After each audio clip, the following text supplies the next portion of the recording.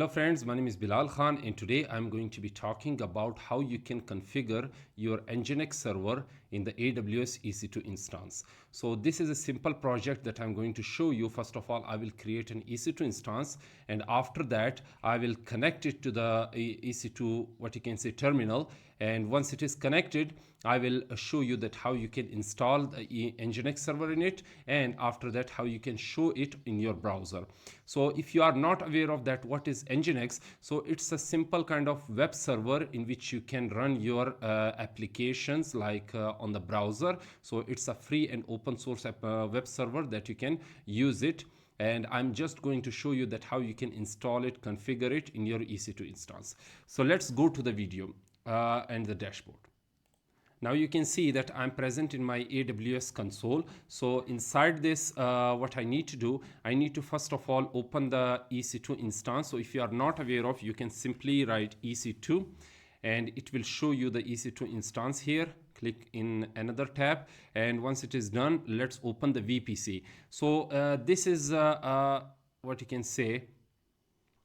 These are some kind of subnets or routing tables or gateways that you need to install in your AWS in order to make this EC2 instance running. Because if you are not using it, then it won't run. So make sure to create these VPCs and all these things. So if you want to know further about it, you can read their documentation and further know about it. So let's create this VPC. And there are two things that it is showing, that whether you want to create a VPC or you want to create other things like not just VPC but subnets and routing tables. But I want to create all these routing tables, network connections that they are giving to me. So because if I created this VPC, I have to create the subnet and routing table also extra, but I want this to be creating these things by default so that I don't need to worry about it. It is giving me the name that will be created of the VPC, the IPv4, and the tenancy. So you can write the default tenancy, or you can choose the dedicated tenancy. So I will choose the default tenancy. So number of availability zones, there will be 2 availability zones. Like if you are not aware of the availability zones, you can check out my previous videos in which I have told you about it. Number of public subnets and net gateways and all these things, leave all of them default, right? So let's click on this, and now it will take me some time in order to create all these workflow in order to create the EC2 instance for me. So let's view this VPC, and now it is done. Let's open this, and I need to show you something that if I go to the actions, let's go back to the VPC, let's go to the subnets.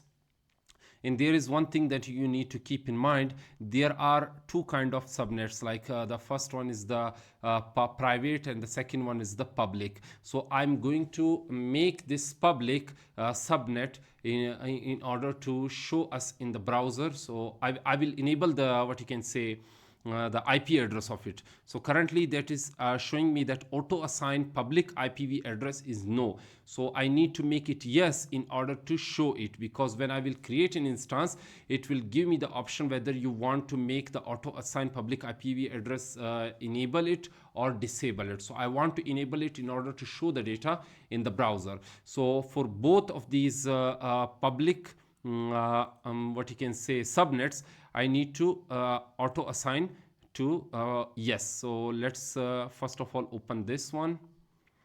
Click on this action, edit subnet settings, and once it is done, let's click on this enable auto assign public IPv address. Save this, and once it is done, simply go to the public subnet, the next one, and update it, and this is enabled. So save it. So now both of these are enabled to yes. You can see here auto assign public IP address is yes, because when I will create an EC2 instance, I don't have to configure this again, because they are selected to yes and they are enabled. So it will show the data as an Nginx server in the browser. So let's go to the EC2 instance, and currently there is no instance running. These are the 4 instances that I created previously, but they are terminated. So I need to create another instance. I will launch it. Just write what you can say Nginx like this, Nginx server. And once it is done, what I need to do, I will select the Ubuntu and make sure to choose the Amazon IM machine. If you, these are the free tier IM machine, like the 64-bit and the 32-bit, but I'm choosing the 64-bit by default. And this is the architecture that you can choose, whether you want to go for the ARM or whether you want to go for the 64-bit. So I'm choosing the 64-bit. This is the EMI ID. This is the instance type, what kind of instance that you want. I will leave it to default, that is T2 micro. And this is the key pair that you need to generate in order to run this instance. If you are not sure, then you can click on this key pair, just give it any kind of name, leave all of these details and as it is, and create key pair. Once the key pair is created, it will create a file, it will download a file in your machine, and after that you can choose it from here. So currently there are 2 key pair files. I will select the testing one, and as you can see here that this is the subnet that is selected by default. I can choose it in the edit option also, but I don't want to change it. I will leave it as it is. So currently this is private, so I need to make it public. So yeah, this is the thing. First of all, just click this one, allow the HTTP and HTTPS. These are some of the changes that I need to modify. Like I will edit it, and I will auto assign public ID to enable. I will not disable it, because if I disabled it, then I won't be able to show the Nginx server in the browser. So this is the point that you need to keep in mind. So currently this is the subnet private 2, so I will make it public 2 or public 1. So let's make it public 1, and now it will make it will work for me. And yeah, these are the subnets, and all the details are present as it is. I don't want to change them, and the HTTP and HTTP servers should be selected. And now if I run this launch instance, it will take me some time in order to launch this instance. As you can see here that the instance is launched. Go back, and now you will see that this Nginx server is pending, because it will take me some time in order to start it properly. Once it is start, you can see that the public IPv address is shown here. Let's say if I go to another server like this one, as you can see here, the public IPv address is not shown here, although it is terminated. But the problem that it was giving me before, that I didn't enable the what you can say auto assign a public IPv address. So you need to make sure and keep this in mind. So let's click this. It is running successfully, and now what I need to do, I need to first of all go to the connect option. This should be selected. Go to the connect, and now there are some options that you can choose, like the SSH client, whether you want to run this EC2 instance in your like this terminal, or whether you want to directly run it in your browser. So I want to run it in my browser. So this is a public IP address. So let's connect this. This is the first option, EC2 instance connect. Let's go to this connect option. Now it will open a terminal inside my browser. So let's take the wait for some time for it. Once it is done, establish the connections, then I will be able to run the Nginx server and install it. So let's clear this. Now it is working just like the Ubuntu server. So as you can see here, I can work on this, but it is running in the cloud as an EC2 instance. So let's write sudo what you can say apt get apt get update, right? So now let's update this. So let's wait for it.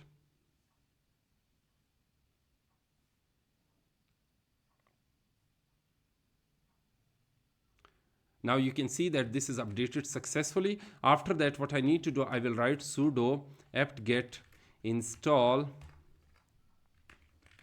Nginx Y. So Y is giving the permission to yes, because I don't need to give the permission after that. I will write the yes here also to give the permission at the beginning. So yeah, so it will install the Nginx server for me. So as you can see here that it is successfully installed. Now what I will do, I will write sudo systemctl what you can say status Nginx. So as you can see here that this Nginx server is running and it is active. So now I can run this. So let's go to this public IP. As you can see here, this is the private IP and the public IP. So I need to copy it. Once I copy it, let's go to this what you can say new tab and paste it here. So now it will run its success. As you can see here that it is successfully running. So this is how you can run your Nginx server or any application that you want to by using the command line application in your EC2 instance. And this is how it is possible. I just showed you that how you can run the Nginx server only, but there are other use cases that I will be discussing in the upcoming videos also. So make sure to subscribe to my channel, and if you liked it, then share it with other friends also, because it will be helpful for them also. And see you next time.